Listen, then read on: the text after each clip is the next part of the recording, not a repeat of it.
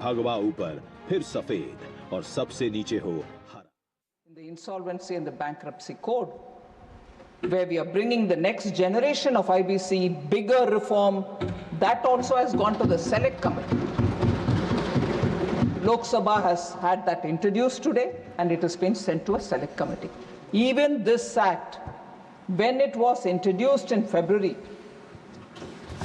in July itself I did say that wide consultations will be held.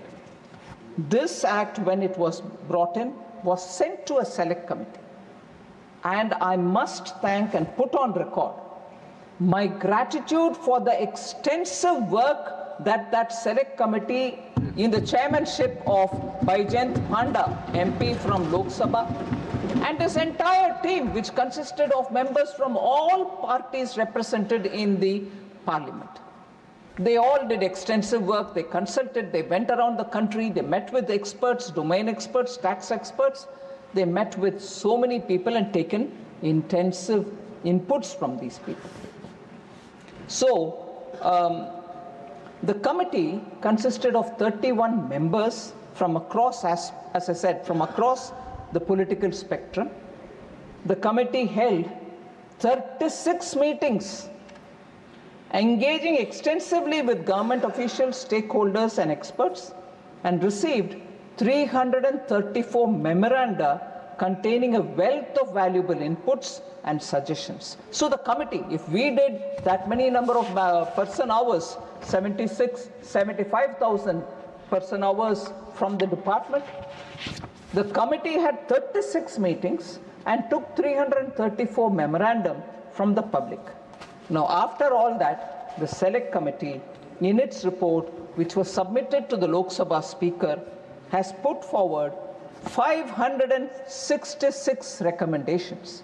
The intensity and the gravity of the work is what I want to highlight before you, Honorable Deputy Chairman, sir.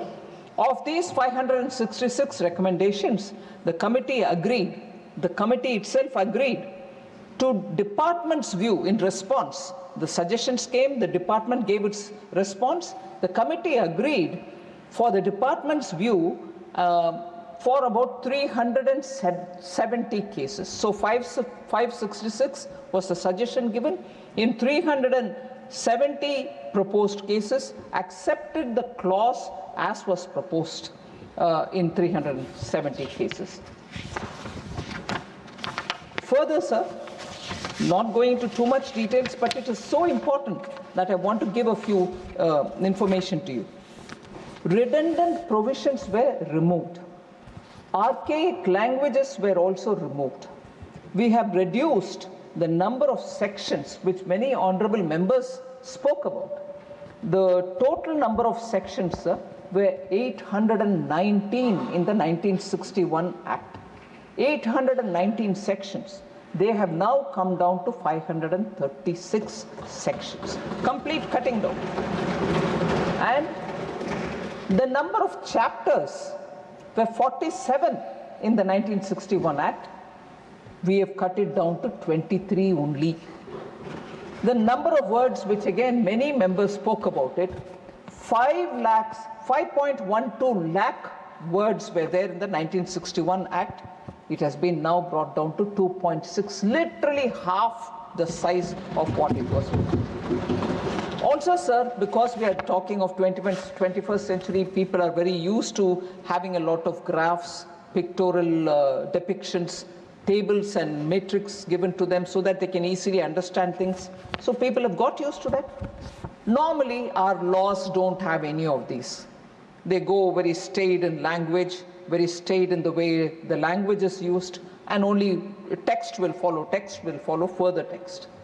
Whereas we thought, since we are working this century, we should have tables to make people understand how the law functions, where possible. And we are also showing through formulations as to how it will function. So for the first time in this Act, we have brought 39 new tables and 40 new formulae to replace textual narration. So when people see numbers, when they see comparisons, or when they see it laid out in a simpler format, it is easy for them. So we've adopted this novel method in a law in an act which is going to be passed by the Parliament, which normally doesn't happen. So the changes are not just merely superficial. They reflect a new simplified approach for tax administration. This learner more focused law is designed to make it easy to read, understand and implement. So as we are going through this exercise, sir, the officers of the CBDT are actively engaged in redrafting the rules, the subordinate legislations, with the same objective of simplifying both the provisions and the associated forms. So when the law is simple, you're able to read it easily, no interpretation problem. But what happens to the assessee when he gets the form in front of him in the computer? Even that is being simplified. So as is said in the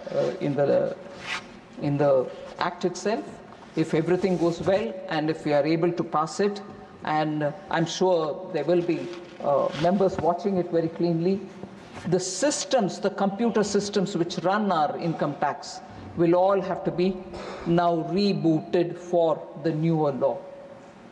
Because the time is very short between now and 1st of April 2026. We need to have all the computers reset for the way in which this act has been subject to the approval of the Parliament.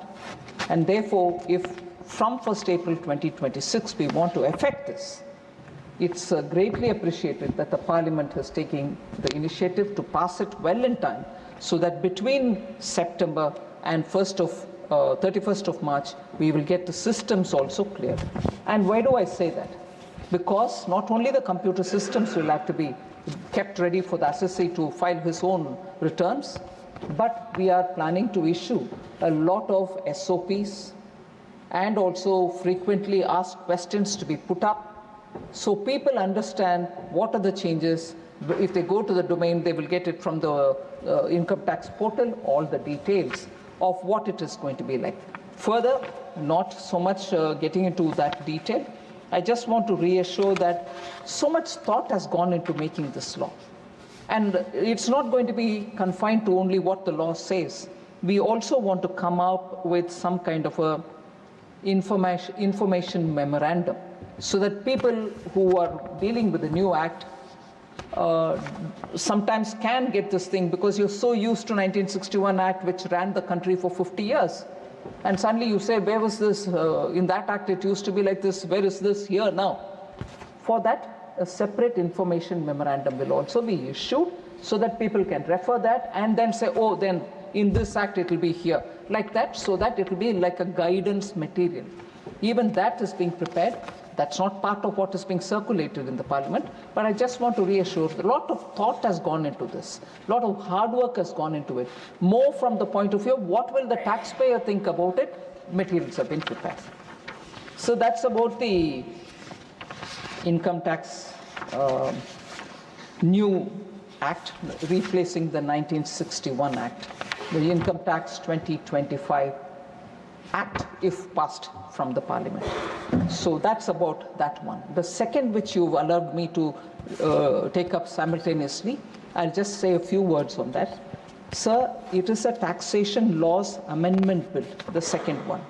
Normally, taxation amendments are done during the finance bill. But some extraordinary situations, we do come up with corrections. There are 4 things this time which we want to bring in here.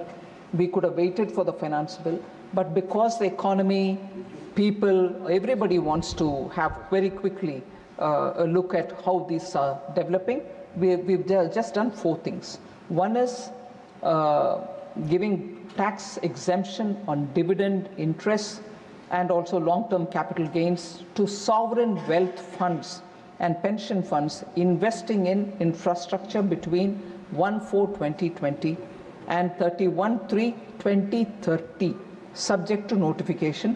The Public Investment Fund, which is, and its largely wholly owned subsidiaries, will be named directly in the section for exemption. PIF is from Saudi Arabia. So that fund is being, like the way we've given earlier for other sovereign funds. That is one. Second, abatement of all assessments for block periods. In such cases, until block assessment order, which will be a major reform and ease of doing business step. So they can treat the entire block. Even in between one of the years there was a search, they didn't have to have confusion. Then there was this 75,000 rupees deduction, standard deduction offered for the income tax. People had a confusion saying, is this available for salaried people? What will happen? So we have given a clarification there. So hardly about 3 of them. And fourth is the unified pension related things, where confusion on deduction, if there is a parity with NPS and so on. So for that we've brought in 3 points which will be part of the taxation law, which is here. So above 4 changes are, sir. This is a very important line. I want the honorable members to concentrate on this. The above 4 changes which are coming through this tax law amendment are for the Income Tax Act of 1961. We are talking about income tax bill which is getting replaced because of language and other things and bringing 2025. But the old and the current prevailing act, 1961, requires these amendments. But these have also been, this is where I want the attention of the honorable members. So these amendments are coming into the 1961 acts. But these have also been incorporated in the new income tax bill also. So we need not worry about confusion. We have not overlooked any of this. So with these words, sir, I want to submit. Thank you very much for giving me this opportunity to explain. I request that the bill be returned. Oh. I shall now. Sir, 1 minute. Yes, please. To answer them. The first one is about a point which Niranjan Reddy ji, he is not here. Just call out. I just want to, YSRCP.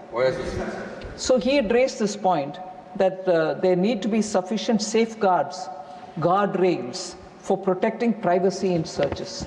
I want to tell the members, sir, search provisions have been rationalized in this bill. These have been done to adequately cover the cases where there could be some technological challenges. However, I want to underline the fact that no new power has been given to the officials through this act. There is no new power assigned to the tax authorities. However, to allay the apprehensions, as I said earlier, to allay the apprehensions of honorable member and other taxpayers, CBDT will come out with a SOP as to how to deal with the personal information seized during searches. Because most often when searches happen, the computers are seized, people get panicky, they don't know what to do with it. So there will be an SOP issued for the assessee to know how to deal with such search-related matter. The second point that Niranjan Reddy ji had said, for some kind of appreciation of honest taxpayer, we also give certificates to honest regular taxpayers. I hope he's not missed out on that. I just want to inform him on that. So the other honorable member who spoke was Sanjay Kumar Jha, who had raised this issue of computer systems used in search provisions, saying that the definition is too wide. I just want to assure the member that all of us would appreciate that the definition of computer system has to be wide enough, sir. Today, the computer systems are of so many different varieties. Technology is making it wider. Technology is changing it rapidly. So by keeping it wider, we are giving an option for the taxpayer also that your computer, your technology that you're using is also covered under the definition. Otherwise, normally what happens is they look at the narrow definition and say, hey, you can't touch my computer because this is not defined by you. So we've kept that wider. With fast changing technology, most of the data is now stored in sophisticated digital devices. Therefore, for access to such data, there have been some rationalization in the search provisions, particularly where there is a cooperation from taxpayers. Sometimes taxpayers don't cooperate. Recently, most of our honorable members would have read in the newspapers that when the search happened, when they went for doing the search, they completely refused to give access to the computers. They said, we don't have the password. And the password, according to them, is kept in the country from where they have come. So they are making money in this country, and when wrongdoings are suspected, and when we go to search them, they refuse to give access to their computers. They refuse the password. So how do you told to? But you're governed by the law of the land here. So such things happen when technology is actively used in running a business. So to allay the apprehensions again, CBDT will bring out detailed SOP for handling digital data. Thank you very much. Thank you. I shall now put the motion.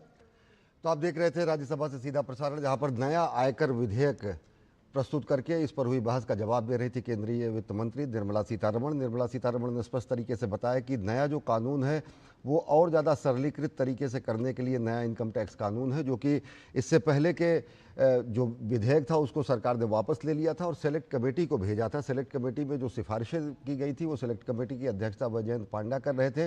उन कमोबेश सभी सिफारिशों को शामिल कर लिया गया इस नए विधेयक में, और नए विधेयक का जो कार्य था वो ड्राफ्टिंग के नेचर, वाक्यांशों के अलाइनमेंट और क्रॉस रेफरेंसिंग में सुधार किए गए, और पूरा का पूरा सेलेक्ट कमेटी के जो मूल तरीके से जो सिफारिशें की गई थी, जो चीज़ें उसमें शामिल की गई थी, उसको नए विधेयक में शामिल किया गया है। इससे पहले लोकसभा ने इस विधेयक को पारित कर दिया था और 2025 का income tax bill revised version जो पेश किया गया था उसे राज्यसभा में पेश किया गया, और पूरी चर्चा के बाद उस चर्चा पर जवाब दे रही थी केंद्रीय वित्त मंत्री निर्मला सीतारमण।